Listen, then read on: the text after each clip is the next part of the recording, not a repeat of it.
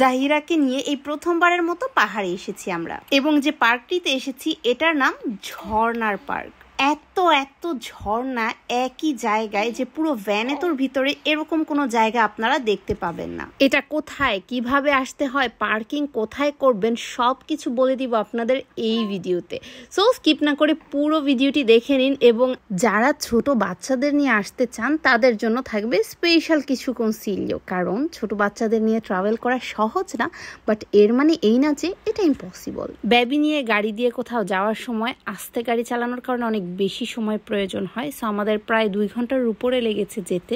গাড়ি থেকে নেমেই আমরা ছোট্ট পিকনিকের মতো খাওয়া দাওয়া করে ফেলেছি, কারণ পার্কের ভিতরে যেন ওজন টেনে না নিতে হয়। পার্কের জন্য আপনাদের কোনো টেনশনই করতে হবে না, পার্কের ফ্রি পার্কিং আছে, এবং এখান থেকে হাঁটতে হাঁটতে পুরো একটি ছোট্ট শহর পার করতে হবে। এটা খুব ছোট্ট একটি জায়গা, 10 মিনিট লাগবে পুরো শহরটি পার করতে। কিন্তু এখানের স্থানীয় যারা, তারা নানান রকমের ফল, যেরকম চিলিয়ে যেটা আমরা একটু পরে কিনবো, এবং তার তুফারও অনেক রকমের ফ্রেশ ফল বিক্রি করে নিজেদের গাছ থেকে পেরে। আমার সবচেয়ে বড় ভুল হয়েছে, গরমের কারণে জাহিরার ফাঁসাটি নিয়ে যাই, ওর পাশে জিনও নিয়ে গিয়েছি, বাট এই জায়গাটা এতটাই ঢালু বা উঁচু নিচা যেখানে পাশে জিনো বা কারুচিনা ব্যবহার করা যাবে না। আমাদের এখানে 4টা পেড কোর্স আছে, 4টা পেড কোর্সের ভিতরে সবচেয়ে সহজটা আমরা করব, কারণ আমাদের সাথে জাহিরা আছে।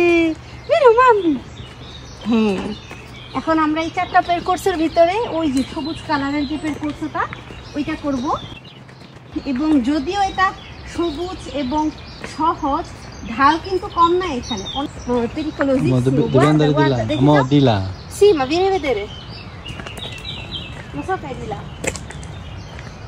এখানে পুরোটা ঢালু এবং আরো বেশি proprio è ripido, ma tanto ripido. সেই রিপিডো দিয়ে আমরা যাব না, আমরা কম রিপিডো দিয়ে যাব, বাট এর মানে এই না যে ওদিকে রিপিডো না, কারণ ওদিকে আমরা গেলে বুঝবো যে ওই সাইডটাও কিন্তু অনেকটাই রিপিডো। টিকিট কেনার সময় আপনাদের এই ম্যাপটি দিবে।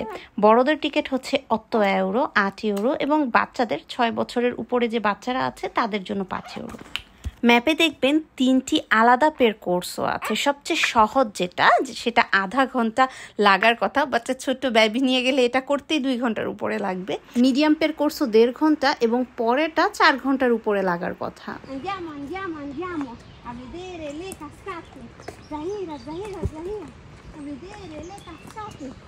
শব্দ পাওয়া যাচ্ছে মামি, অনেক কাছে মনে হচ্ছে মামি।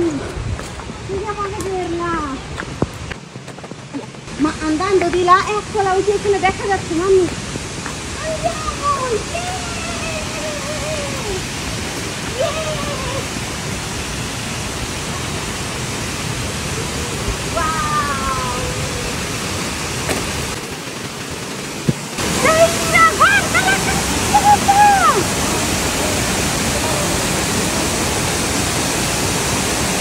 জানি না জাহিরা ঝর্ণা কি বুঝতে পারছিল কিনা, বাট ও খুবই খুশি ছিল।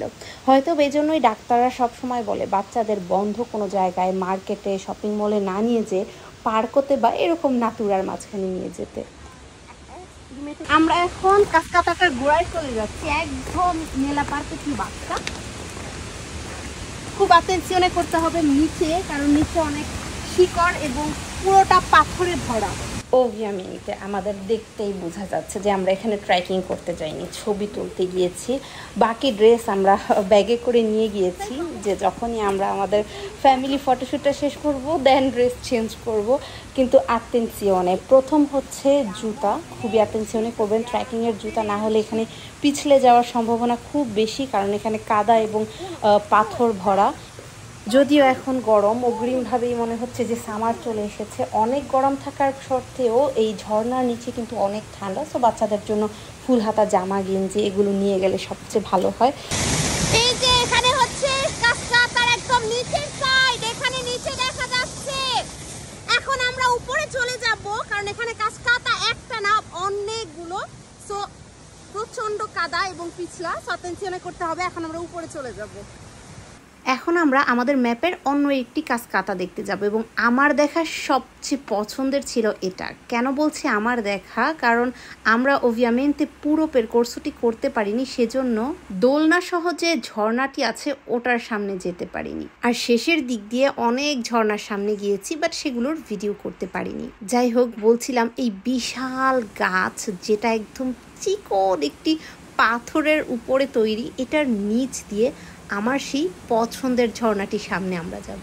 এখানে যাওয়ার জন্য একটি ব্রিজের উপর দিয়ে যেতে হয় এবং এই ব্রিজটাও একটি বিশাল ঝর্ণার উপরে তৈরি। যদিও ঝর্ণার ট্যুরটি একটি ফ্যামিলি ট্যুর ছিল, আমরা একা গিয়েছি। এখানে পার্কে যে এই দুইটি কাপলের সাথে আমি ছিটছিয়া করেছি। এই নতুন ফ্রেন্ডসরা আমাদের বেশ কিছু পিক তুলে দিয়েছে, আর এই পিক তুলতে যেহেতু আমি ঝর্ণার নিচে আটকা পড়ে যাচ্ছিলাম, আমাদের গ্রুপের কেউ সাহস পায়নি এই পানির উপর দিয়ে ঝর্ণা পর্যন্ত যেতে। বাট আমি যাওয়ার সময় প্রবলেম হয়নি, আসার সময় তো ব্লক হয়ে গিয়েছে।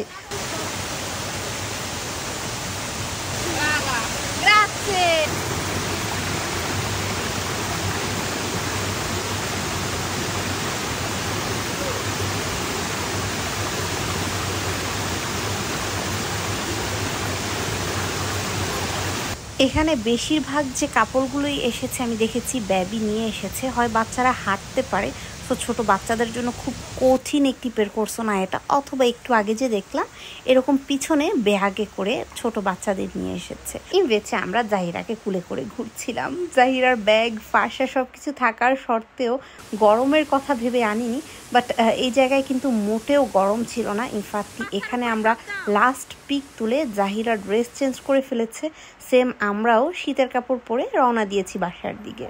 বাসায় ফেরার পথে জাহিরা ঘুমাসেনি, আমরা এই সুন্দর দৃশ্য দেখতে দেখতে ফিরেছি। এবং একটু আগে যে বললাম শহরে যে এক এক রকমের ফল বিক্রি করা হয় একদম ফ্রেশ গাছ থেকে পাড়া, আমরা কিছু চিলিয়ে যে কিনেছি এবং সেগুলো খেতে খেতে পুরো ত্রাজিতরি পার করেছি। দাও মামি দাও, এটা তুমি খেতে পারবো না শোনা, দিয়ে দাও, দাও না মা, চিলিয়ে যাও। সে এখন নিচে, এখন দুই হাত দিয়ে খেলতেছে, এখন আর আমাকে দিবে না। একদম প্রপার ফ্রেশ গো।